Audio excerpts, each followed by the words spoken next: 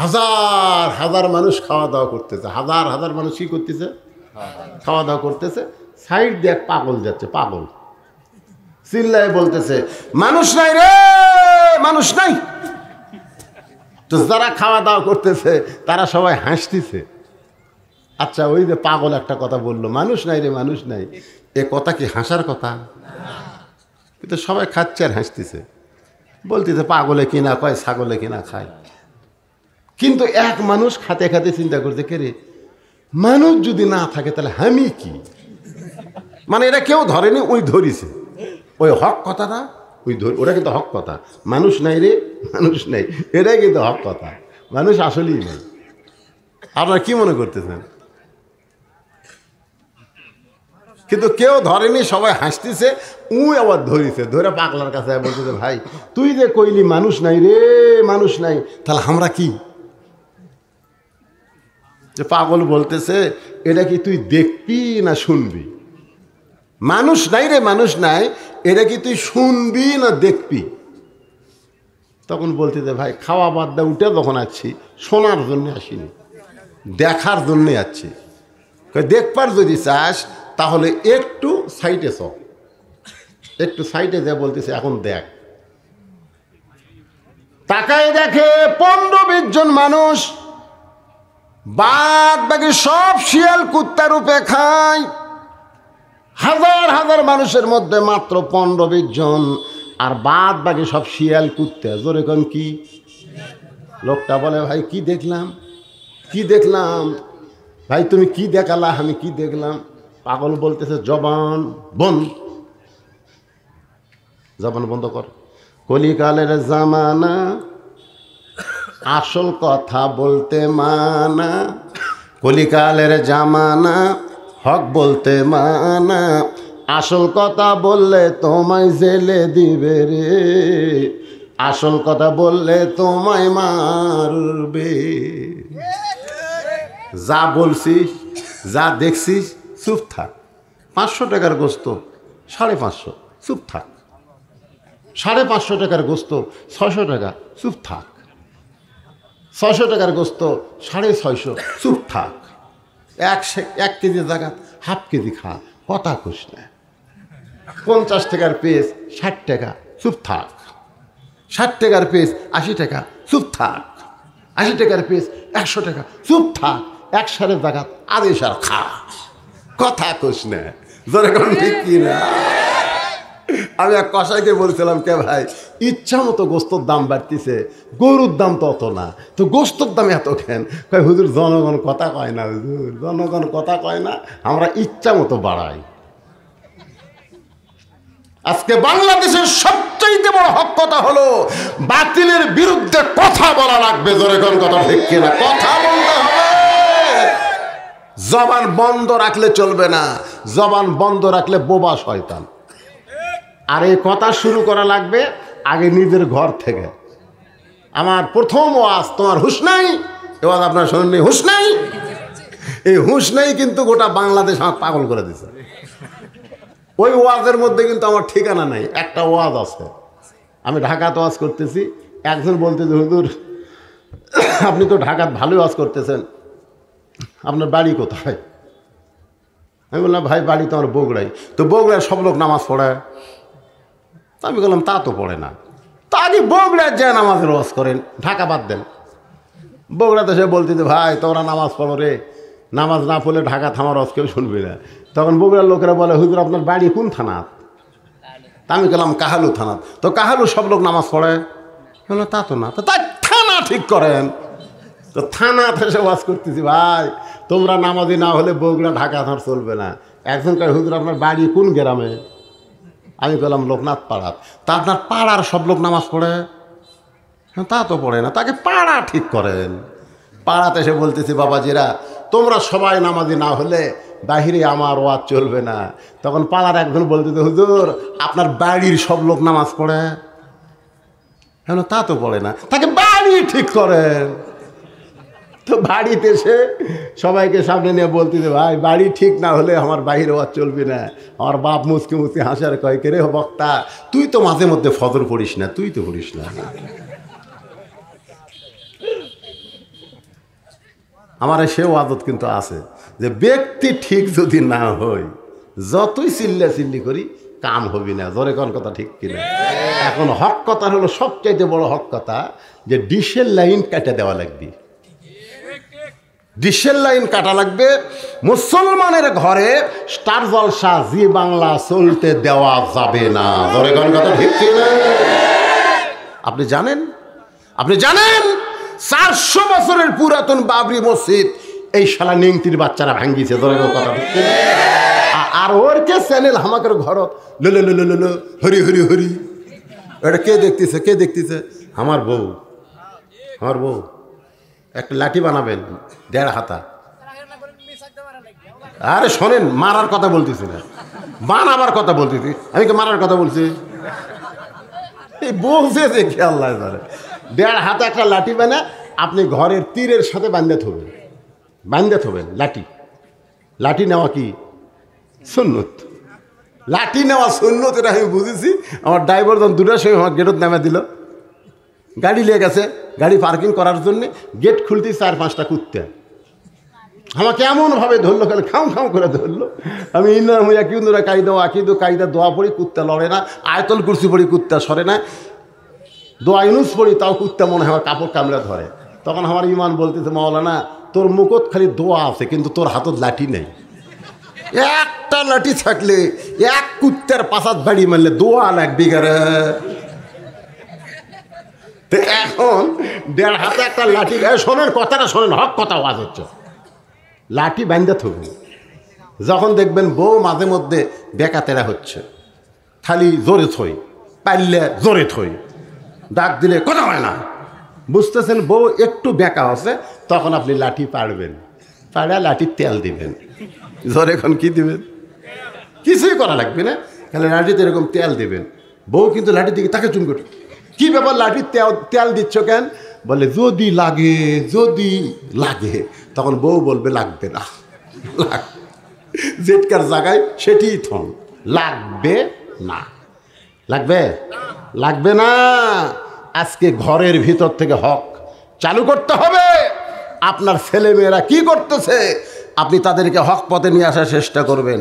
তারপরে তো রাস্তা, তারপরে তো দেশ, তারপরে তো গোটা বাংলাদেশ। জোরে কোন কথা ঠিক কিনা? আমি নিজেই ঠিক হইনি। অতাওয়া সাওবিল হক, হকের পথে চলতে হবে, হক কথা বলতে হবে। নিজের বোধ থেকে শুরু করা লাগবে। নিজের ছেলেকে, নিজের মেয়েকে, নিজের শালাকে, নিজের শ্বশুরকে, আগে যাদেরকে বলা যাবে তাদেরকে হক দেওয়া শুরু করা লাগবে। জোরে কোন কথা ঠিক কিনা? যেই ঘর ডেঙ্গায়া ফাতেমার ঘরের দরজাত গেছে, ওই ঘরের মধ্যে হযরত আলী তখন কোরআন শরীফ পড়তেছে।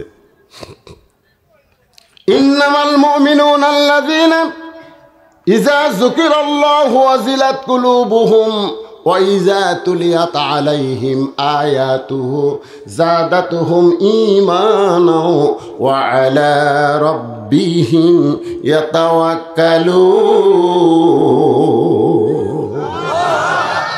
হযরত আলী কি পড়তেছে? আর হোসেন বাইরে থেকে দৌড়ে এসে মায়ের ঘরের দরজাত, যেই মায়ের ঘরের দরজাত কোরআন শরীফ পড়া বাদ দিছে আলী, বাদ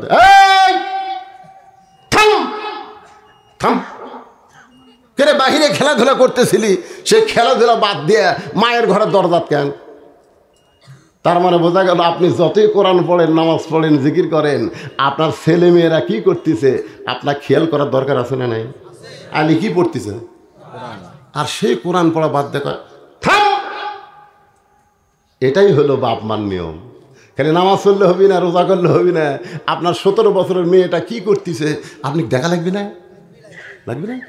ওই যে হাইল পরে কিলকিল করে গোটা পাড়া ঘুরতেছে, আর প্রত্যেকটা যুবককে খালি মিস কল মারতেছে। সঙ্গে সঙ্গে হোসাইন থেমে গেছে। হযরত আলী বলতেছেন, বাহিরে খেলাধুলা বাদ দিয়া তুই মায়ের ঘরের দরজাত কেন? হোসেন বলে, বাবা কতগুলা মেয়ে মানুষ দরজার দাঁড়িয়ে আছে, আমার মায়ের সঙ্গে দেখা করবার চাই। মা আমার দেখা করার অনুমতি দিবে কিনা এইটা জানার জন্য মায়ের ঘরের দরজায়। হযরত আলী বলে, হোসাইন আমি তোরে থামানোর কারণ কি? আমি তোরে থামায় দেওয়ার কারণ কি? হোসেন বলে, আমি জানি না। আলী বলতেছে, বল তোর বয়স কত? হোসেনকে, আব্বা আমার বয়স কত আমি তো জানি না। তো বর্তমানে যে বয়স চলতেছে এই বয়সে যখন তখন তুই মায়ের ঘরে ঢুকতে পারবি না। মায়ের ঘরে ঢুকতে তুরই অনুমতি লাগবে। মা, আমি হোসাইন একটু ঘরে ঢুকবার চাই, তুমি কি অনুমতি দাও? কারণ তোর বয়স হচ্ছে 4 বছর। তোর মা যদি ঘরের মধ্যে কাপড় খুলে বসে থাকে, 4 বছরের বাচ্চা ঘরত গেলে মা শরম পাবি না? যখন পাবে কে পাবে না? 2 বছর বয়স পর্যন্ত বাচ্চারা খালি দেখে।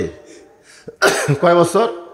2 বছর পর্যন্ত বাচ্চারা খালি দেখে, ওটা মেমোরির মধ্যে ঢুকাবার পারে না। আপনি 2 বছর বাচ্চার সামনে বকসুমা খান, আদর করেন, চাপে ধরেন, ওই খালি দেখবি, কিন্তু বুঝবার পারবি না যে 2.5 বছর বয়স হবে ওই বাচ্চার সামনে বউকে আদর করতে আল্লাহ নিষেধ করেছে। কারণ বাচ্চা চেতন থাকলে বউকে যদি আদর করো, ওই বেড়ে এসে অন্য কাউকে বলতে পারে, আব্বা তাই মাছ চাপায় ধরছিল রে, এ কথা বলবার পারে। নিজের হালাল বউকে 2.5 বছর বাচ্চার সামনে আদর করা ইসলামে নাই। আর তুমি 14 ফেব্রুয়ারি পার্কে কুত্তের মতন জোড়া লাগছো এই 90% মুসলমানের বাংলাদেশে। জোরে কোন কথা ঠিক? যুবক, এই যুবক, তোমরা কি করতেছো? মনে হয় জনগণ জানে না। একটু মনোযোগ দিয়ে শুনবেন। আলী বলতেছেন তোমার বয়স কত? হোসেন বলে আমি জানি না। আলী বলতেছে তোমার বয়স হলো 4 বছর, এখন তুমি মায়ের ঘরে ঢুকতে পারবে না, বরং তুমি আমার কাছে আসো। জোরে খান সুবহানাল্লাহ। হোসেন যখন বাবার কাছে গেছে, এমন সময় হযরত আলী বলতেছে এই কোরআন শরীফ ধরো। 4 বছর বাচ্চাকে হযরত আলী বলতেছে কোরআন শরীফ ধরো। সঙ্গে সঙ্গে হোসেন হাত বাড়ায় বলতেছে দেন। সঙ্গে সঙ্গে হোসেন বলতেছে দেন। হযরত আলী আল্লাহর শুকরিয়া আদায় করতেছে, আল্লাহ এমন 2টা পবিত্র আমাকে দান করেছ, এমন 2টা পবিত্র আমাকে দান করেছ। কয়টা? কি? হাসান হোসেন না, পবিত্র। ধরে কোন কি? পবিত্র। হাসান হোসেন হলো পবিত্র। ওমর ফারুক বলতেছে ইয়া রাসূলুল্লাহ, আসরের নামাজের প্রথম সেজদায় 3 বার সুবহান রাব্বিয়াল আলা আমরা বললাম, কিন্তু দ্বিতীয় সেজদার জায়গা 100 বার সুবহান রাব্বিয়াল আলা বলার পরেও আপনি সেজদা তোলেন না, কারণ কি?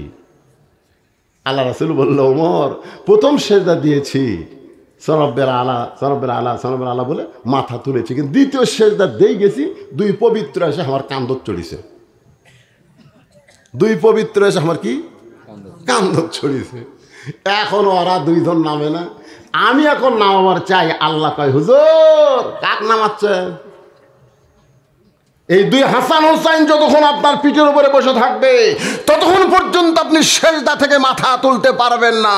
রাসূল বললেন এরা জন্মসূত্রে পবিত্র। জোরে কোন সুবহানাল্লাহ।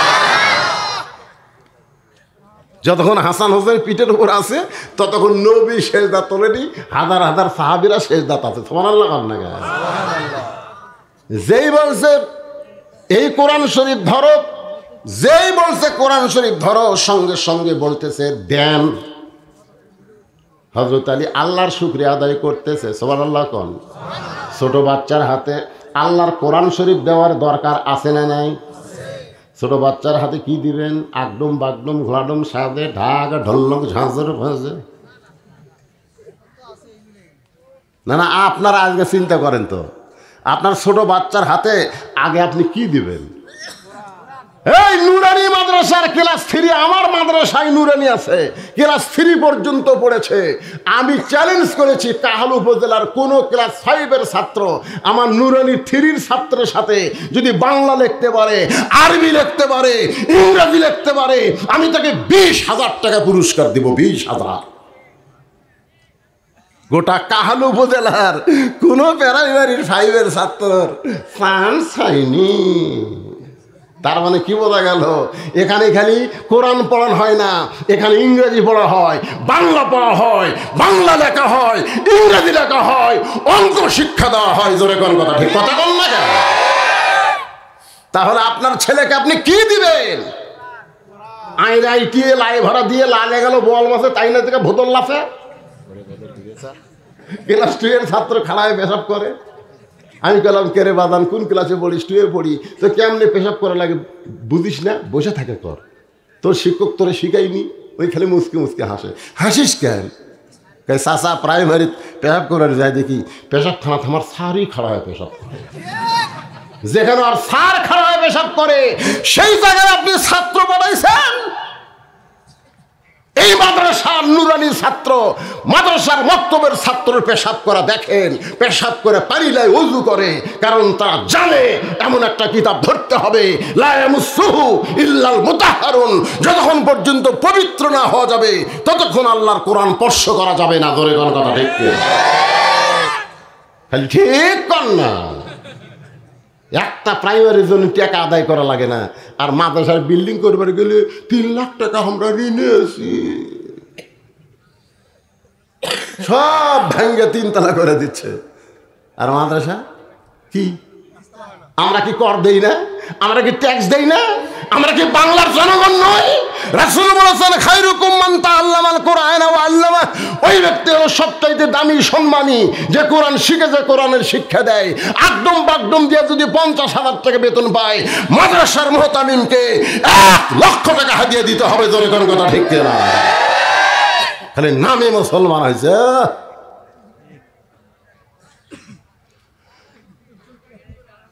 আল্লাহর বান্দারা কথা বলেন না, কথা বলেন না, চুপ থেকে কথাগুলো শোনেন। আমি কি ভুল বলতেছি? একটু মনোযোগ দেন। হোসেনের হাতে হযরত আলী কোরআন শরীফ দিচ্ছে, সুবহানাল্লাহ। 4 বছরের বাচ্চা হোসেন কোরআন হাতে নিছে, সঙ্গে সঙ্গে হযরত আলী ফাতেমার ঘরের দরজায়। আপনারা বলেন তো, স্বামী যদি বইয়ের ঘরের দরজা দিয়ে ঢোকে অনুমতি লাগবে? বাবা যদি মেয়ের ঘরে ঢোকে, যদি মেয়ে বড় হয় তাহলে অনুমতি লাগবে। আল্লাহ আমাকে 3টা মেয়ে দান করেছে। আপনাদের শোনাই, 3টা মেয়েকে আমি 3 বছর করে আমার মেয়েদের বয়স যখন 3 বছর, এই 3 বছর করে আমি বুকের উপরে আমার মেয়েদের ঘুম পাড়াইছি। আমার মেয়েরা যেন কোনোদিন বলতে না পারে আমাদের ভাই নাই বলে আমার বাবা আমাদেরকে দেখতে পারে নাই। 3 মেয়েকে বুকের উপর 3 বছর করে ঘুম পাড়াইছি। এখন সেই মেয়েরা যখন কিছু লাগে আমাকে বলে না, ওর মাকে বলে আমাদের টাকা লাগবে। মা সে আমার কাছে কয়, আমি তখন মেয়েদেরকে বলি, মা তোদেরকে আমি কম দয়া করছি নাকি? তোরা কেন আমার কাছে টাকা চাস না? মেয়েরা মাটির দিকে তাকায় বলে, বাবা আমরা তখন ছোট ছিলাম, তখন তোমার কাছে যা ইচ্ছা চাইছি বাবা, কিন্তু এখন বড় হওয়ার কারণে তোমার কাছে যাইতেই আমাদের বড় শরম লাগে। আমি কইলাম, মা খালি তোদের শরম না, আমারও শরম লাগে। আল্লাহর নবী জোহরের নামাজ পড়ে ফাতেমার ঘরের দরজায় ডাক দেয়, ফাতেমা দরজা খুলে দে, আমি তোর সোনার মুখটা দেখে কলিজা শান্তি করতে চাই। ফাতেমা বলে, বাবা এখন আপনাকে ফেরত যাওয়া লাগবে, কারণ আমার পরনে তেমন কোনো কাপড় নাই, আমি দরজা খুলতে পারবো না। নবী ফেরত গেল আসরের নামাজের পরে। নবী এসে ডাক দেয়, বলে ফাতেমা এখন একটু দরজা খুলে দে। ফাতেমা দরজায় কান দেয়, বলে বাবা এমন একটা কাপড় পরেছি বাবা, যে কাপড় নিচের দিকে নিয়ে গেলে উপর দিকে বের হয়ে যায়, আবার উপর দিকে যদি কাপড় টেনে তুলি নিচের দিকে বের হয়ে যায়। এখন বলো বাবা, পরপর তুমি 2 বার আইলা, আমি যে দরজা খোলার সাহস পাই না। সঙ্গে সঙ্গে নবী আমার এক টানে গায়ের চাদর খুলে ফাতেমার জানলার কাছে গিয়ে বলে, ফাতেমা রে এই চাদর পরে তুই আমার জন্য দরজা খুলে দে। নবীর গায়ের চাদর খুলে যখন দেয়, ফাতেমা সেই চাদর উপরে দরজা খোলে।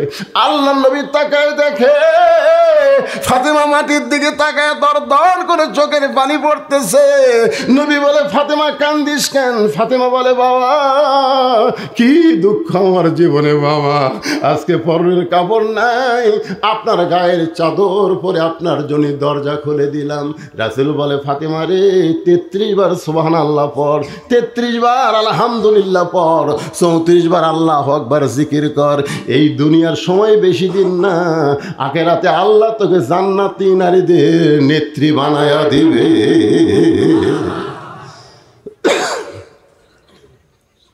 এখন বলেন, স্বামী যদি বিবির ঘরে ঢোকে তাহলে কোনো অনুমতি লাগবে? হযরত আলী হোসেনের হাতে কোরআন শরীফ দিয়া এবার দরজা খুলেছে। দরজা খুলি তাকায় দেখে সর্বনাশ, ফাতেমা বাম হাতে জাঁতা ঘুরাচ্ছে আর ডান হাতে আল্লাহর কোরআন তেলাওয়াত করতেছে। সুবহানাল্লাহ কবেন না? বাম হাতে জাঁতা ঘুরাই আর ডান হাতে আল্লাহর কোরআন তেলাওয়াত করতেছে। আলি মনে মনে করে কি দেখলাম রে, আমার ভাঙ্গা ঘর খাট নাই, পালং নাই, খাওয়া নাই, কিন্তু আমার ভাঙ্গা ঘরে আল্লাহ জান্নাতের পরী পাঠাইয়া দিছে। আর আমরা ঘরে যা দেখি আমাকে ম্যাডাম স্টার জলসা দেখতেছে, হিন্দুকে পূজার বাদ্য, আমাদের ঘরের মধ্যে হরি হরি হরি হরি। কি দেখলাম রে, আমার ঘরত খাট আছে, পালং আছে, কিন্তু জাহান্নামী আল্লাহ বউ পাঠায় দিছে। কথা কর না, কথা কর না। সঙ্গে সঙ্গে হযরত আলীর জবান ফসকে বার হয়ে গেছে। ফাতেমার বাম হাতে জাঁতা ঘুরান, ডান হাতে কোরআন পড়া দেখে জবান ফসকে বের হয়ে গেছে।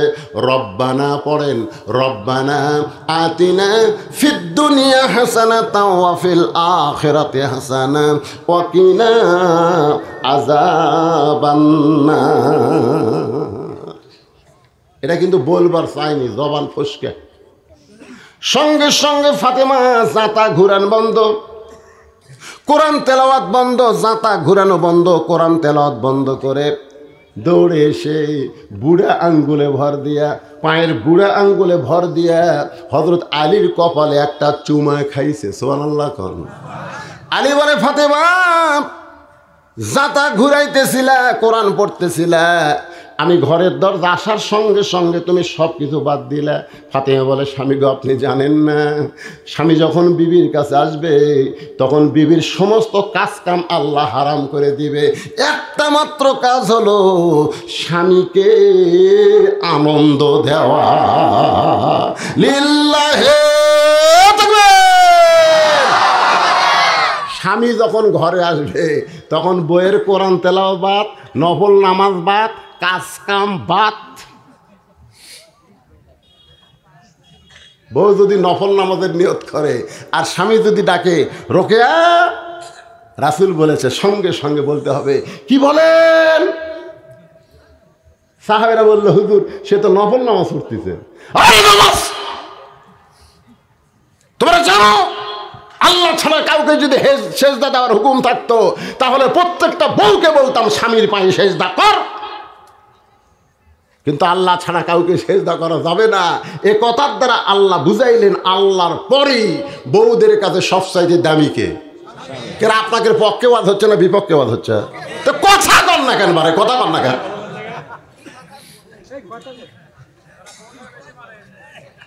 হ্যাঁ কি মারে? ও বোক যারা মারে, বোক যত জায়গায় মারবি ওই জায়গায় জাহান্নামের আগুন লাগবি না। হুজুর তো বউ মারারো, কেন বউ মারা কি দিয়ে লাগবি? মেসাক ছিলেন, মেসাক মেসাক বোঝেন? আল্লাহ রাসূল বলেছে যে দেয় মেসাক করো আধ হাতের উপর চলবি না, সেই মেসাক দিয়ে বেড়ার লাগবি। বউ কয় আরও বেড়াও, এই জায়গায় আমার বিষ করতে বেড়া বেড়া বিষ করে দেওয়া জোরে ঘর কথা ঠিক কিনা? বউ মারার কথা ইসলামে আছে। আমি আমার মা বোনদের কথার পরে অথবা সবিল হকের মতো যখন আসবে না তখন বুঝবেন হিনি স্বামীর কাছে বইয়ের কি হক, তখন বুঝবেন হিনি। একবারে কি সব ওয়াজ করা যাবে? কি বিরক্ত হচ্ছে? একটু মনোযোগ দিয়ে শোনেন। সঙ্গে সঙ্গে হযরত আলী ফাতেমার কপালে একটা চুমা খাইছে।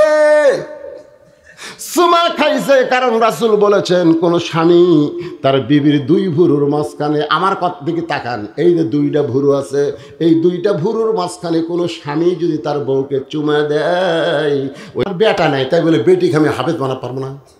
কে কথা কন না, কথা কন না কেন? আপনারা যারা বুড়া হাত তুলছেন, বুড়া হুজুর, হ্যাঁ কে বুড়ার বেটা না থাকলে আতি নাই, তাহলে আজকে যারা হাত তুলেছেন শিশু বাচ্চার হাতে একটা কোরআন শরীফ দিবেন। কারা কারা দিবেন? দুই হাত তুলে একটু আমার আল্লাহকে দেখান, দেখান, টান টান করে দেখান। লিল্লাহে তাকবীর। হাত নামান। যারা শিশু বাচ্চার হাতে একটা করে কোরআন শরীফ দিবার চাইছেন, আমি তাদের কাছে বলবো এই মাদ্রাসায় সর্বসাকুল্যে কয় ছাত্র? 70 জন। আবাসিক অনাবাসিক মিলে কয়টা বিষয়? এখন 150। এই 150টা যাও কোরআন শরীফ দিলা না, যাও না কেন? তোমার 2 দিন পরেই হাসপাতালের বিল কত হয় দেখো। 2 দিন পরেই ডাক্তারের কাছে যাওয়া লাগবে, যাচ্ছে টাকা নিয়ে যা, টাকা কোন দিক দিয়ে আল্লাহ নেয় তখন বুঝবা, সোয়াব পাবা না। আর আজকে 500 টাকা দিবা, তোমার নামে আল্লাহ জান্নাতের ব্যাংকে অ্যাকাউন্ট খুলে দিবে, অ্যাকাউন্ট। কারণ এখানে দান করা মানে জান্নাতের ব্যাংকে অ্যাকাউন্ট খোলা। কে দিল? শরীফ। আল্লাহ তোমার বান্দা কোরআন শরীফ বাবদ 500 টাকা দান করেছে। আল্লাহ শরীফের দানকে আল্লাহ আপনি কবুল করেন। ফয়জুল 1 মণ সরিষা দান করলো, আল্লাহ ফয়জুলের দানকে আল্লাহ আপনি কবুল করেন। কে বাইলা ব্যাগের মধ্যে টাকা আছে না খালি ব্যাগ রে? আছে। মায়েদের মধ্যে গেছে, মায়েরা কি নাম? বাবুর নাম কি? সাব্বির হোসেন। এই মাদ্রাসার ছাত্র 2000 টাকা 4টা কোরআন শরীফ বাবদ করছে দান। আল্লাহ হক্কানে হাফেজ আলিম কবুল করেন। সেলিম ডাক্তার কোরআন শরীফ বাবদ 500 টাকা দান করেছে। আল্লাহ সেলিম ডাক্তারের দানকে আল্লাহ আপনি কবুল করেন। সকলেই বলে আল্লাহুম্মা আমিন। আল্লাহ রাসূল বলে ফাতেমা, খাদিজা তোমার দাঁতের সাইজ, বুকের সাইজ, নাকের সাইজ, তোমার সব কিছু হাজার হাজার মানুষ জানে, মনে আপনারা ভুলে গেছেন। কিন্তু ফাতেমার নাকের সাইজ, ফাতেমার মুখের সাইজ দুনিয়ার কত মানুষ জানে। খাদিজা কান্দে বলে, নবী গো, আমার ফাতেমা হলো পর্দানিশী, আমার ফাতেমা হলো পর্দানিশী। আমি মা হয়ে বলতেছি, ফাতেমা যখন জন্ম নিয়েছে তখন আমি নিজেও ফাতেমার ইজ্জত দেখতে পাইনি। আমার ফাতেমা পর্দার ভিতরে জন্ম নিয়েছে। সুবহানাল্লাহ কন্যা। বিশ্বাস হয় না? বিশ্বাস হয় না? মা বলতেছে আমার মেয়ে যখন জন্ম নিয়েছে তার 2টা হাত ইজ্জতের উপরে ছিল। আমি মা হয়েও ফাতেমার ইজ্জত দেখতে পারি নাই, মায়ে দেখতে পারে নাই। কি সন্তান ফাতেমা! কেন এমন হলো বলতেছি, বললেই বুঝবেন। ফাতেমা, রাসূল বললেন, খাদিজা তুমি জন্মের সময় ফাতেমার পর্দা দেখেছো, ফাতেমা পর্দার মধ্যে বড় হচ্ছে। আমি নবী হয়ে বলতেছি, বাবা হিসাবে না, নবী হয়ে বলতেছি। নবী নবী নবী অনেক কিছু বলতে পারে, পারে কি পারে না? কারণ কে বলায়? আরো ধরে বলেন, কে বলায়? আমি বাবা হিসাবে না, নবী হিসাবে বলতেছি। ফাতেমা পর্দার মধ্যেই বিদায় নিবে, ফাতেমার দাফনটাও হবে পর্দার ভিতরে। গভীর রাত্রে ফাতেমা হযরত আলীর বুকের মধ্যে মাথা দিয়া কাঁদতেছে। আলী বলে, ফাতেমা কান্দার কারণ কি? বলে, আল্লাহ আমার দোয়া কবুল করেছে, আল্লাহ আমার দোয়া কবুল করেছে। আলী বলতেছে, ফাতেমা তুমি কি পাগলি হয়ে গেলে? আল্লাহ তোমার দোয়া কবুল করেছে, তুমি আনন্দ পাবে, কান্দো কেন? বলে, স্বামী কি দোয়া কবুল করেছে এইটাকে আপনি শুনবেন না? আলী বলে, ফাতেমা কি দোয়া? বলে, আমার মৃত্যুটা আল্লাহ পর্দার মধ্যে কবুল করেছে। আলী বলে, ফাতেমা রে, যে দুনিয়ার জীবনে পর্দার মধ্যেই বড় হলো, তার মৃত্যুটা পর্দার মধ্যে হবে, আল্লাহ কবুল করেছে, তুমি খুশি হও। ফাতেমা বলে, স্বামী সেই মৃত্যুটা কবে হবে সেইটাকে আপনি শুনবেন না? আলী মুস্কি মুস্কি হাসে আর বলে, ফাতেমা কে কখন মরবে এটা দুনিয়ার কেউ বলতে পারে না। ফাতেমা বলে, স্বামী গো, কে কখন মরবে দুনিয়ার কেউ বলতে পারে না, কিন্তু আল্লাহ যদি কাউকে জানায় তাহলে সে বলতে পারে। আল্লাহ ফাতেমারে জানাইছে আজকে গভীর রাত্রে ফাতেমার মৃত্যু হবে। গাছের গোড়া কাটলে গাছটা যেমন পড়ে যায়, হযরত আলী তেমনি পড়ে গেলেন ঘরের মাঝায়। মা ফাতেমা মুস্কি মুস্কি হাসে। যিনি গভীর রাত্রে মৃত্যুবরণ করবে তিনি মুস্কি মুস্কি হেসে স্বামীর কপালে একটা চুমা দিয়ে বলে, স্বামী গো, আপনি একজন আসাদুল্লাহিল গালিব। আপনি কি? আসাদুল্লাহিল গালিব। আমার বাবা বলেছে, আনা মাদিনাতুল ইলমি ওয়া আলিউ বাবুহা। এই দুনিয়াতে সর্বশ্রেষ্ঠ বিদ্বান হলেন আপনি, সর্বশ্রেষ্ঠ বীর হলেন আপনি। তাহলে আপনি যদি এমনভাবে পড়ে যান, আপনি কি বিশ্বাস করেন না এই দুনিয়া থাকার জায়গা না, আসলে দুনিয়া থেকে যাইতে হবে, আপনার সময় শেষ হয়ে যাবে, এই দুনিয়া থেকে আমাদের সবাইকে যাওয়া লাগবে। ধরে কোন কথা ঠিক কিনা? অবশ্য আমি আসলেই যাইতে হবে, আজকে গভীর রাত্রে আমার মৃত্যু হলে আমার 3টা চাওয়া আপনাকে পুরা করা লাগবে। আলী বলে, ফাতেমা দুনিয়ার জীবনে কিছুই চাইলা না, মরার পরে তুমি কি চাইবা ফাতেমা? ফাতেমা বলে, স্বামী আমার 1 নম্বর চাওয়া হলো আমার কোনো জানাজার ব্যবস্থা করবেন না, আমার জানাজা লাগবে না। দুনিয়ার মানুষ যদি বলে ফাতেমা ভালো আর আপনি যদি কোন ভালো না, তাহলে দুনিয়ার মানুষের দোয়া দেয়া ফাতেমার কোনো লাভ হবে না। দুনিয়ার সব মানুষ যদি বলে ফাতেমা খারাপ আর আপনি যদি বলেন আমার বউ ভালো, ফাতেমা 8টা জান্নাতের দরজা আল্লাহ খুলে দিল। ওগো স্বামী, আমার 2 নম্বর চা হলো, আমার 2 নম্বর চা হলো আমার গোপনে দাফন করবেন রাত্রিবেলায়। রাতের বেলা মরব আর দিনের বেলা আমার কবর দিবেন, চলবে না। রাতের অন্ধকারেই আমাকে দাফন করা লাগবে। আমার 3 নম্বর চাওয়া হলো আমার লাশটা কিন্তু খাটনিতে তুলবেন না। আমি ফাতেমার দেহের ওজন এটা দুনিয়ার কোনো পুরুষ মানুষ বুঝুক, এইটা আমি চাই না। ওগো স্বামী, আমার বাবা যদি দুনিয়াতে থাকতো, মরা মেয়ের লাশের খাটনি বাবা কান্দে নিবার পারত। আমার হাসান হোসেন যদি বড় হইতো, মায়ের লাশের খাটনি কান্দে নিবার পারত। কিন্তু আমার বাবা 6 মাস আগে দুনিয়া থেকে বিদায় নিয়েছে। আমার হাসান হোসেন এত ছোট, বাবার লাশের মায়ের লাশের খাটনি কান্দে নিবার পারবে না। এই কারণে আপনি আমার কান্দে করে জান্নাতুল বাকির পূর্ব কোনায় সবুজ রঙের একটা বাতি জ্বলবে, ওই বাতি বরাবর আমাকে দাফন করবেন। আমার কবর যদি আপনার খুঁড়তে কষ্ট হয়, আপনার একান্ত বন্ধু যদি কেউ থাকে তারে বলবেন সে যেন গোপনে কবরটা খনন করে দেয়।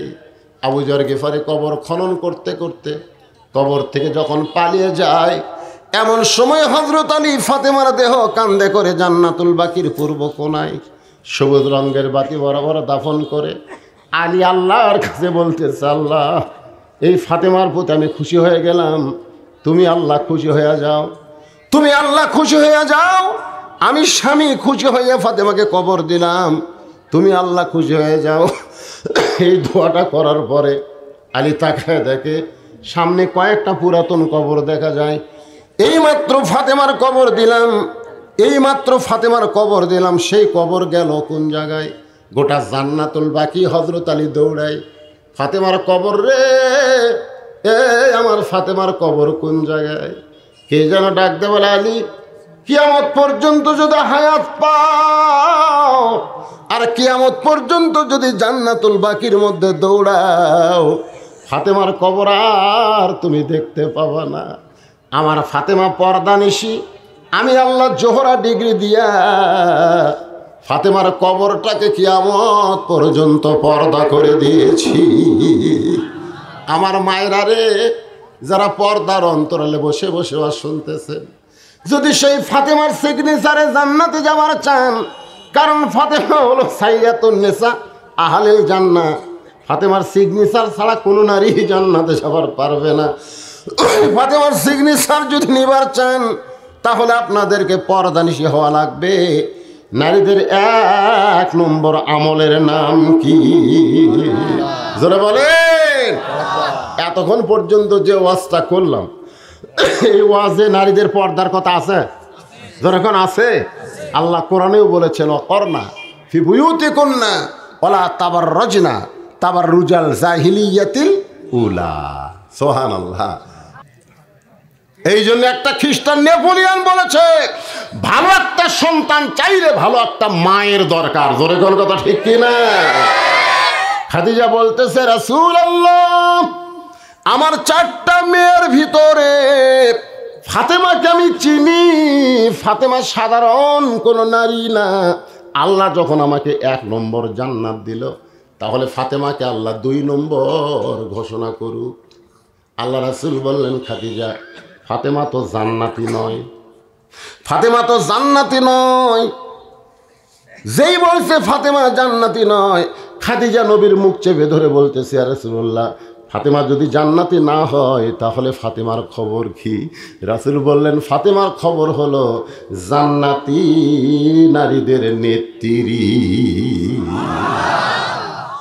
যেই বলছে জান্নাতে নারীদের নেত্রী, সঙ্গে সঙ্গে খাদিজা চুপ করে বসে রাসূলকে বলতেছে, হুজুর কেউ শোনেনি, এই গভীর রাত্রে কেউ জানে না, খালি আমি আর আপনি।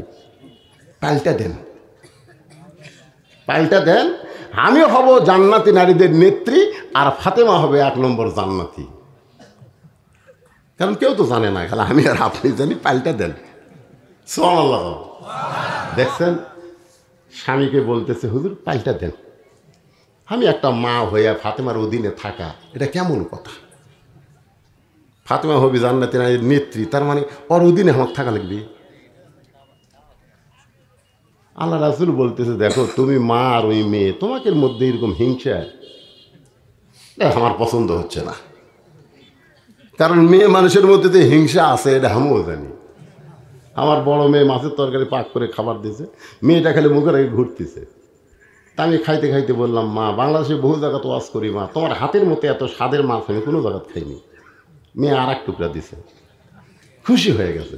টাকা দিয়ে ওর মা টেপা মাছের মতন মুখ করে আছে। আমি বললাম, কে গো তোমার কি হলো? খালি মেয়েরাই পারে, আমি পারি না। আমি বললাম, এটা কি জাত রে? মেয়ের প্রশংসা করলে মায়ের বেজার হয়, এই জাতের নাম হলো নারী জাত। খালি কলজে ভরা হিংসা। ধরে কোন কথা ঠিক?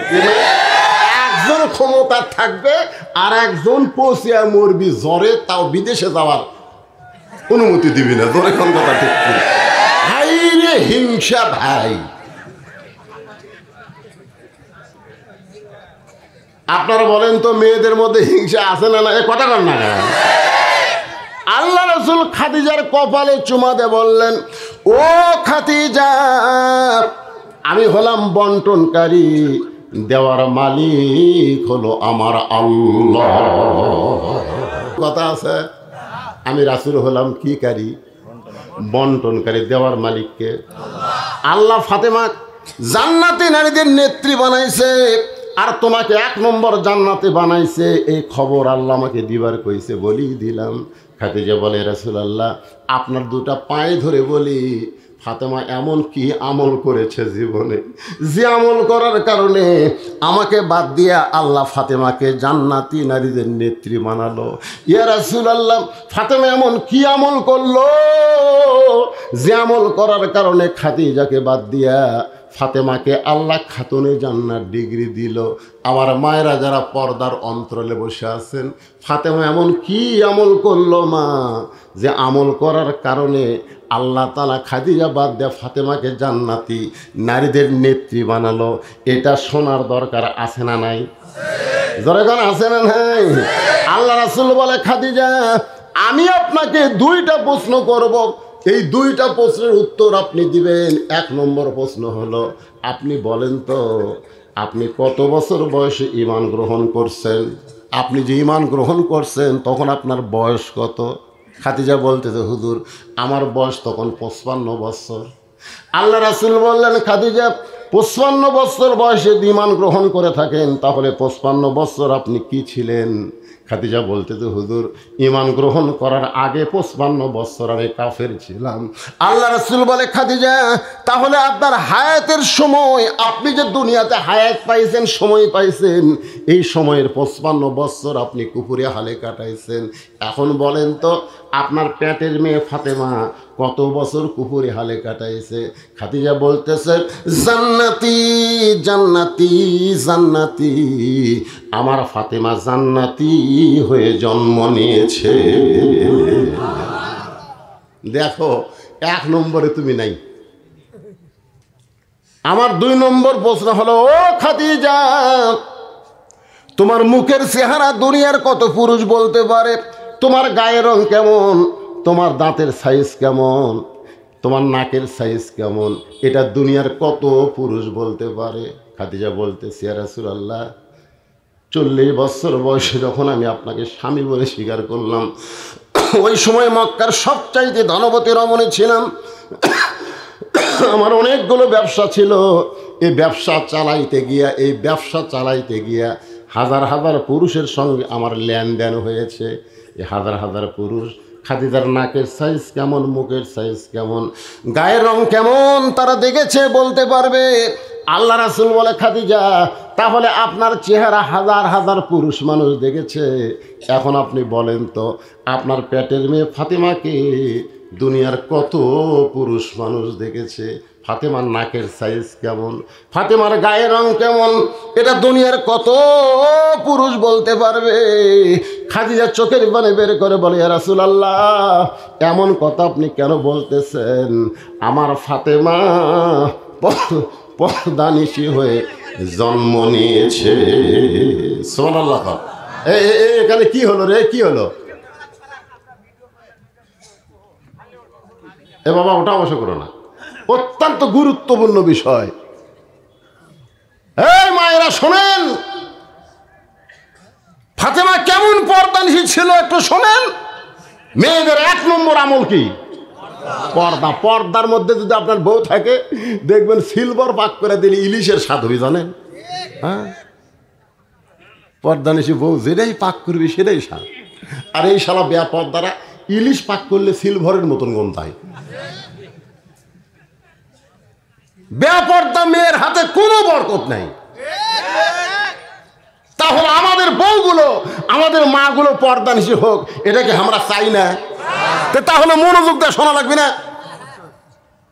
এরপরে নামাজের ওয়াজ আবার করবো, তারপরে আতাওয়াসাবিল হক, হক হক বোঝেন? আজিজুল হক, মামুনুল হক, কুলজাল হক, জাহাকাল বাতিল, ইন্নাল বাতিলা কানা জাহুকা। হকের ওয়াজ শুনবেন না? বউলিয়ে ধরা পড়লে হক, সাংবাদিক কয় তোর কাবিন আছে, আর বেহক খালি সমানে বাচ্চা জন্ম দিচ্ছে। 2 বছর পর পর অপু সরকার এসে বলতেছে এটা সাকিবের বেটা, বুবলি বলতেছে এটা সাকিবের বেটা। একটা পুলিশও ধরে না, একটা সাংবাদিকও যায় না। বর্তমানে বাংলাদেশে বেহকের জয় জয়কার চলতেছে, আর হকগুলো জেলখানা বন্দি হয়ে আছে। ধরে কোন কথা বলছে এই হকের শুনবেন না? তারপরে আতাওয়াসাবিস সবর, এই 4টা বিষয় ওয়াজ হবি। রাত কয়টা বাজবি সেটা আমার দেখার কথা না। এই ঘন ঘন পেশাব করে কে রে, ওঠে কে?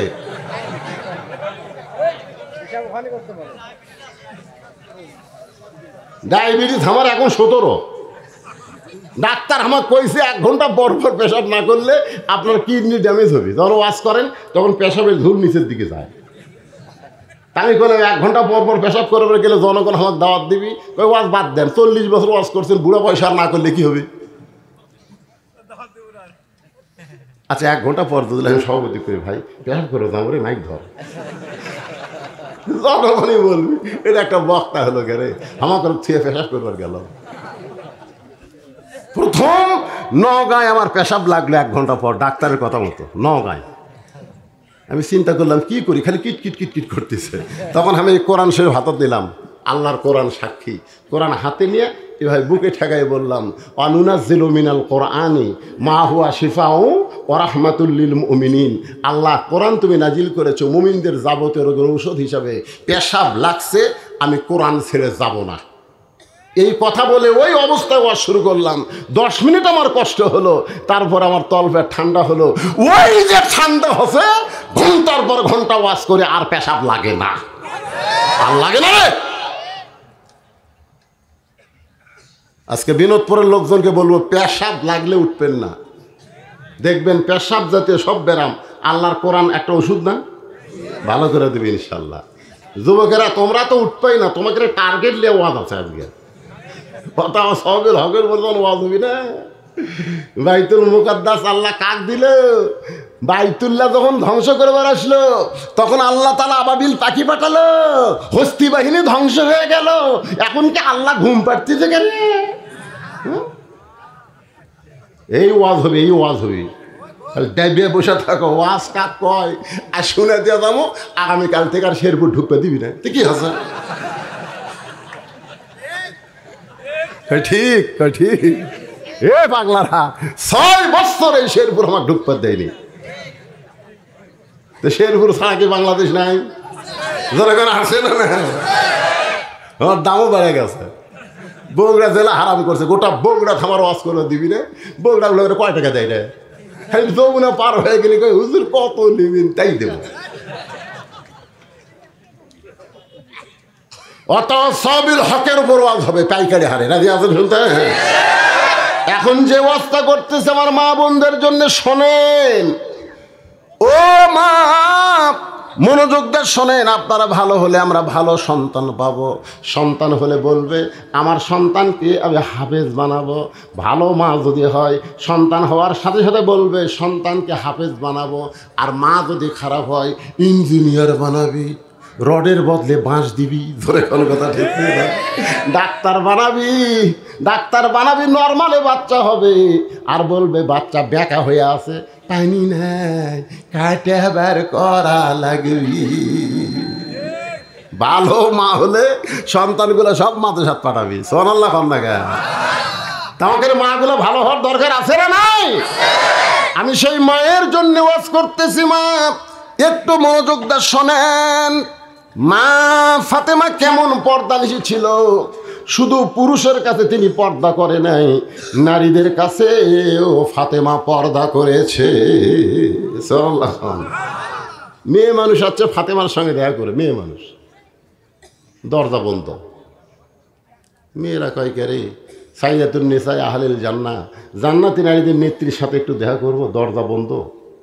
সামনে দেখে ছোট্ট একটা বাচ্চা দৌড়াদৌড়ি করতেছে। বাচ্চা ডাক দিল, বাবু তোমার নাম কি? বলে আমার নাম হলো হোসাইন ইবনে আলী। মেয়েরা বুঝবার পারছে এটাই ফাতেমার সন্তান। বলে বাবা আমরা একটু তোমার মায়ের সঙ্গে দেখা করব, তো তুমি একটু ভিতরে গিয়ে তোমার মায়ের সঙ্গে আমাদের দেখা করার একটা ব্যবস্থা করো। হোসাইন বলতেছে আপনাদের কোনো টেনশন নেই, সুবহানাল্লাহ বলেন। খেলাধুলা বাদ দিয়ে এক দৌড়ে মা আছে অন্দরমহলে, সেই ঘরের দরজায়, মানে পুরুষেরা বলছে ওই পার মেয়ে মানুষ খালি হয়েছে ঘরে, চুল কান্দে কান্দে কান্দে। আমি একসময় রাগ করে গেল, যে মেয়েদের জোরে কোরআন শরীফ পড়া হারাম, জোরে কোরআন শরীফ পড়লে পরপুরুষ শুনতে পাবে, এই জন্য মেয়েদের জোরে কোরআন তেলাওয়াত করা যাবে না। আর সে মেয়েরা চিল্লাচিল্লি করতেছে, পরপুরুষের কানে আসতেছে, পর্দার খেলাফ হচ্ছে। আমি কি কথা ভুল করছি? জোরে কোন ভুল করছি? হক কথা। ইতিমধ্যে এক মেয়ে একটা চিঠি দিছে, চিঠির মধ্যে লিখছে হুজুর মেয়ে মানুষ আর কোরআন শরীফ জোরে পড়লে যদি পাপ হয়, জোরে কথা বললে পরপুরুষ শুনলে যদি পাপ হয়, তাহলে প্রধানমন্ত্রী যখন জাতির উদ্দেশ্যে ভাষণ দেয় এটা শোনা কি?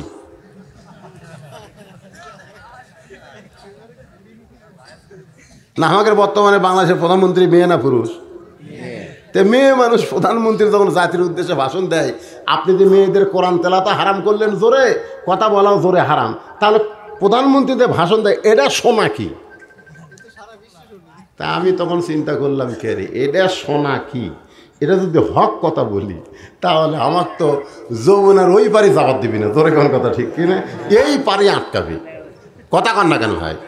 অথবা সবিল হক, এই হকের উপর কিন্তু আমি ওয়াজ করতেছি। আমি এখন চিন্তা করলাম কি করি। অন্য মেয়ে মানুষের জোরে কথা শোনা যেমন হারাম, প্রধানমন্ত্রীর জন্য কি আলাদা নিয়ম নাকি? কিন্তু ওই জায়গা আমি কি করব, ওই চিন্তা করলাম উদউ ইলা সাবিলি রাব্বিকা বিল হিকমা মাউইজাতিন লিল হাসানা। জোরে খান সুবহানাল্লাহ। এই মুহূর্তে যে আমি আয়াতে কারিমা বললাম এর বাংলা অর্থ কি? যে হক কথাই বলো, ডাইরেক্ট না বলে একটু ব্যাকা করে কও, একটু কি করে কও, তাহলে তুমি যমুনা পার হওয়া পারবে। আর যদি ডাইরেক্ট মারো তোমাকে কিন্তু যমুনার ওই পার যাওয়া লাগতেছে না। তা আমি আপনাকে বিনোদ করে এখন হক কথা বলবো, ডাইরেক্ট না, একটু আপনার বুঝবার পারবেন। একটা সহজ ভাষায় বলতেছি, এই হক কথা বলতে গেলে নানা ধরনের কষ্ট আসবে, নানা ধরনের বিপদ আসবে, জেল হবে, জুলুম হবে। আল্লাহ কোরআনে বলেছেন ওয়ালা নাবলুওয়ান্নাকুম বিশাইয়্যিম মিনাল খাউফি ওয়াল জুই ওয়া নাকসিম মিনাল আমওয়ালি ওয়াল আনফুসি ওয়াস সামারাতি। সবাই বলেন ওয়াবাশশিরিস সাবিরিন। সূরা আসরের 4 নম্বর পয়েন্ট কি? ওয়াতাওয়াসাউ বিস-সবর। এখন আপনারা তো জানেন না, আমিও জানি না, কিন্তু বউয়ের কাছে শুনছি। আমার বউকে বললাম, কেন বউ, তুমি পরপর 3টা মেয়ের মা হলে, তুমি সত্যি করে বলো তো তোমার প্রসব বেদনাটা কেমন করা হয়? আমার বউ মুচকি মুচকি হাসের বলে, আপনার ধারণা কি? আমি বললাম, আমার ধারণা হলো বাচ্চা তোমার নিজ দেবার হবে, নিচেই তো তোমার বেদনা হবে। বউ মুচকি মুচকি হাসের বলে, আপনারা পুরুষ মানুষ জানেন না, প্রসব বেদনা শুরু হয় কলজার থেকে। এমনভাবে কলজা খামচা ধরে, কলজা খামচা ধরার কারণে প্রথম যে মেয়েটা মা হবে, সেই মেয়েটা কিন্তু চিল্লা চিল্লি করে, বিষ খাবো, গলার দড়ি দিব, এই জীবন আর রাখবো না, এই কষ্ট সহ্য করতে পারবো না। এই কথা বলে যখন চিল্লা চিল্লি করে, সঙ্গে সঙ্গে দাদি নানি, জোরেকনকে দাদি নানি দৌড়ে এসে নাতনিকে ঘরের মধ্যে ঢুকাই দিয়ে দরজা বন্ধ করে, ঠান্ডা পানির মধ্যে নরম কাপড় চুপড়ায় কপালে ধরে বলে, চিল্লা চিল্লি করিস কেন? বিষ খাবি, মরে যাবি, গলার দড়ি দিয়ে এই কথা বলিস কেন? তুই কি জানিস রে পাগলি, তোর পেটের মধ্যে যে সন্তান আছে, তোর পায়ের তলে আল্লাহ তারা জান্নাত দিছে। একটু ধৈর্য ধর, একটু ধৈর্য ধর, ওয়াতাওয়াসাউ বিস-সবর, একটু ধৈর্য ধর, দাঁতের উপর দাঁত দে। তুই মা হবি আর কষ্ট সহ্য করতে পারবি না, তাহলে তুই কেমনে মা হবি? এখন দাদি নানির কথা শুনে দাঁতের উপর দাঁত দিয়ে কষ্ট সহ্য করতেছে, কপাল ঘেমে যাচ্ছে, চোখ এক সময় পে পে বলে সন্তান কাঁদতেছে, সন্তান প্রসব হয়েছে, সন্তান কাঁদতেছে, কিন্তু মার হুঁশ নাই, মা কষ্টের জ্বালায় বেহুশ হয়ে আছে। বাজান গো, কিছুক্ষণ পর সন্তান গোসল করায়া ওই সন্তানকে যখন মায়ের বুকের উপরে দেয়, সন্তানের দেহের পরশে মা হুঁশ ফিরে পায়। হুঁশ ফিরে পাইয়া সন্তানকে এক হাত দেয় বুকের কাছে টেনে নিয়ে, মুখের কাছে নিয়ে চুমা খায়। দাদি নানি তিরস্কার করে, এই বাচ্চার জন্যেই তুই গলায় দড়ি দিবার চাইলি, এর জন্যে বিষ খাবার চাইলি, আবার একে কেন মুখে চুমু খাস? এক লাত্তি দিয়া ফেলা দে, লাত্তি দিয়া ফেলা দে। মা তখন কান্দের বলে, দাদি, কষ্টের পরে এমন নিয়ামত পাবো, এমন নিয়ামত পাবো আমি কোনোদিন কল্পনা করি নাই। আজকে বাংলার জমিনে এই কোরআন বিজয়ের জন্যে যাদের ফাঁসি হলো, এই কোরআন বিজয়ের জন্যে যারা জেলে গেল, এই কোরআন বিজয়ের জন্যে যারা আজকে রিমান্ডে, আজকে যারা কষ্টে আছে, তাদের কষ্ট প্রসব বেদনার চাইতেও কষ্ট বেশি হবে। তারপরেও বলতেছে, ওয়াতাওয়াসাউ বিস-সবর, তোমাদেরকে ধৈর্য ধারণ করতে হবে। যদি ধৈর্য ধারণ করে কোরআন বিজয়ের আন্দোলন করো, একদিন দেখতে পাবে মা যেমন তার সন্তান বুকে পাইছে, এই বাংলার আকাশে একদিন কলেমার পতাকা পথ পথ করে উড়বে। ইমানের দাবি যদি কুরবানি হয়, সেই দাবি ঘরে বসে থাকা নয়।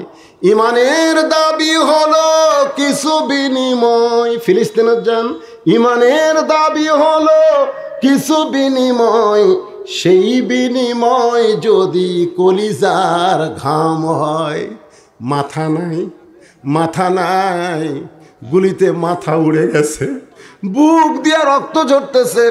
ইমানের দাবি হলো কিছু বিনিময়, সেই বিনিময় যদি কলিজার ঘাম হয়, সেই ঘাম দিতে যেন তৈরি থাকি।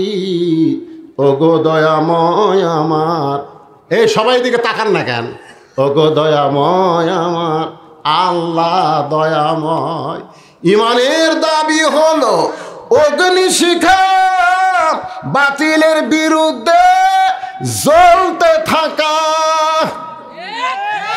ইমানের দাবি হলো অগ্নিশিখা, বাতিলের বিরুদ্ধে জ্বলতে শিখা। সে আগুনে জ্বলে জ্বলে, সে আগুনে জ্বলে জ্বলে দিব ইমানের পরিচয়। ইমানের দাবি ঘরে বসে থাকা নয়। ঘরত বসে থাকে আপনি জান্নাতত যাবেন। মা খালি বলছে, বেড়া যাস না রে, বেড়া, বাঘ ঘুরতেছে বাহিরে, বাঘ ঘুরতেছে, বাঘের ভয় দেখে ছেলেকে মা বাহিরে যাইতে দেয়নি। কিন্তু ওই জঙ্গল বুঝছেন, বাড়তে বাড়তে একেবারে জানলা পর্যন্ত আসছে। এখন জানলার কাছে এসে বাঘ করতেছে।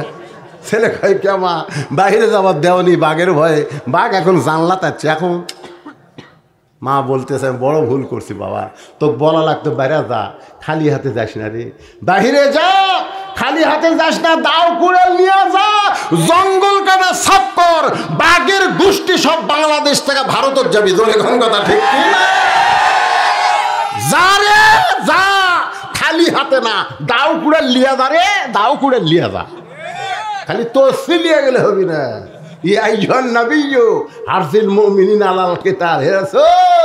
খালি কাতারবদ্ধ হয়ে নামাজ পড়লে হবে না। যে কোনো সময় মক্কার কাফের মদিনা আক্রমণ করতে পারে, তখন দোয়া দিয়ে দরুদ দিয়ে আপনি মদিনা রক্ষা করতে পারবেন না। বরং যারা নামাজ পড়তেছে তাদেরকে স্ট্যান্ডিং আর্মির মতন গড়ে তোলেন। যে কোনো সময় যুদ্ধ লাগলে এরা দোয়া দরুদ না পড়ে কাফেরদের বিরুদ্ধে অস্ত্র ধারণ করবে। আমার কথা আল্লাহ কোরআনে কইছে। আলহামদুলিল্লাহ। ওরা মনে করছিল হুজুর আদায় করার পর আর ওয়াজ করবি না, এখন ও চুপ চুপ চুপ চুপ করে আসতেছে। আসার লাভ নেই, মোনাজাত হবে। দেখছেন ভেঙ্গে গেল, মাহফিল ভেঙ্গে গেল, আবার পুরে যাচ্ছে। কে রে হুজুর না আদায়ের পর ওয়াজ করে? এ বিশ্বাস করেন আমি আদায় করার পরেও ওয়াজ করি। করিনি ভাই? করছি। বুড়া মানুষ, অসুস্থ মানুষ, দোয়া করবেন আল্লাহ যেন আমাকে কোরআনের জন্য কবুল করে। ধরেখন আমি সবাই ভাষণ দিয়েছে, কারো ভাষণ বাকি নাই, এখন খালি মোনাজাত বাকি। ইস্তেগফার পড়ে আস্তাগফিরুল্লাহ রব্বি মিন কুল্লি জামমি ওয়া তুবু ইলাইহি লা হাওলা ওয়ালা কুওয়াতা ইল্লা বিল্লাহিল আলিয়্যিল আযীম। আমি যে ওয়াজ নসিহত করলাম সে ওয়াজের কিছু ওয়াজ পাবেন এই বইয়ের ভিতরে, সুন্নতের বাগান। বইটার নাম কি? সুন্নতের বাগান। সুন্নত মাদেন বোঝেন, সুন্নত বোঝেন? সেই সুন্নতের বাগান এই বইটা অত্যন্ত গুরুত্বপূর্ণ বই। আমার মাদ্রাসার সৌজন্যে লেখা। আমার মাদ্রাসায় কোনো দান সদকা নেই না, কেউ কোনো টাকা পয়সা দিলে সেটা নেওয়া হয় না। তো এখন কিছু কিছু লোক বলে হুজুর আমরা কিছু দিবার চাই, তো সেই দেওয়ার জন্য এই বই মাত্র মাত্র 30 টাকা। যদি 30 টাকা না থাকে 50 টাকা। আমি বলছি 30 টাকা বেশি খুব একটা লাভ টাপ নাই, তো 50 টাকা দিলে ভালো হয়। যদি 50 টাকা না পারেন 30 টাকা দিয়ে বইটা টেজের উপর আছে নিয়ে যাবেন। সামান্য কয়েকটা বই আছে সুন্নাতের বাগান, মোনাজাতের পরে আপনারা পাড়াপাড়ি না করে ধীরে সুস্থে নিয়ে যাবেন। অল্প স্বল্প কয়েকটা বই আছে ইনশাল্লাহ। ভাই আপনারা কথা বলছেন? সভাপতি কে? আচ্ছা বলবেন না কিছু? আল্লাহুম্মা আমিন। এই যারা দাঁড়িয়ে আছেন সবাই বসেন, এই পিছনে দাঁড়ায় বসেন বসেন। আল্লাহুম্মা আনতাস সালাম ওয়া মিনকাস সালাম তাবারাকতা ইয়া যাল জালালি ওয়াল ইকরাম। মাবুদ, সেই মাগরিবের নামাজের পর থেকে এত রাত পর্যন্ত এই জান্নাতের বাগানে বসে বসে তোমার কোরআন হাদিসের আলোচনা শেষ করে আমি গুনাহগার রহমতের দরজায় ফকির হয়ে দোকানা হাত তুলেছি। আল্লাহ মেহেরবানি করে আজকের মাহফিল আমাদের সকলের হেদায়েতের জন্য, নাজাতের জন্য, জান্নাতের জন্য কবুল করে না। এই মাহফিলের শুরু থেকে শেষ পর্যন্ত যত আলোচনা হয়েছে আল্লাহ, এর মধ্যে যদি ত্রুটি হয়, ভুল হয়, মাফ করে দাও। এর যা হাদিয়া মঞ্জুর করো।